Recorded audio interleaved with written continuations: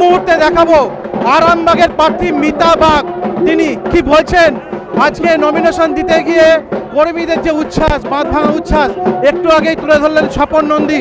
এরপর আমরা জানাবো মিতা বাগ তিনি কি বলছেন। আজকে কর্মীদের কত উচ্ছ্বাস দেখছেন?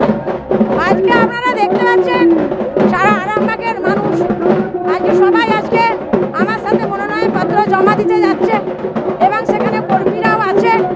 আরামবাগের মানুষ জানে যে মমতা বন্দ্যোপাধ্যায় মানুষের উন্নয়ন করে, আরামবাগের উন্নয়ন করেছে।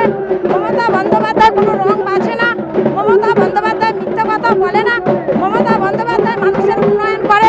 তাই 2021 সালে আমাদের মধুসূদন বাগকে আরামবাগের বিধায়ক করা হয়েছিল। সেখানে দেখা গেছে মধুসূদন বাগ ভোট নিয়ে বিধায়ক হয়ে ঠান্ডা ঘরে ঢুকে পড়েছিলেন, ওনার বার্তা থাকে না। তাই মমতা বন্দ্যোপাধ্যায়ের উন্নয়ন দেখে, তৃণমূল কংগ্রেসের উন্নয়ন দেখে তৃণমূল কংগ্রেসের কর্মীরা সবসময় মানুষের পাশে থাকে। তাই আরামবাগের মানুষ আজকে হাজার হাজার লক্ষ লক্ষ মানুষ আজকে রাস্তায় নেমেছে, আজকে দিদিকে চায়। আরামবাগের মানুষ দিদিকে চায়। আরামবাগের দিদি ঢেলে সাজিয়ে দিয়েছে, এটা আরামবাগের মানুষ দেখতে পেয়েছে। ভুল করে মধুসূদন বাগকে ভোট দিয়েছিল, আর সে ভুল করবে না। আরামবাগের ক্যান্ডিডেট মিতা বাগ, আমি ক্যান্ডিডেট, আমাকে ভোট দেবে, দিদির হাতকে শক্ত করবে। এই মুহূর্তে শুনলেন আরামবাগের তৃণমূল প্রার্থী মিতা বাগ কি জানালেন।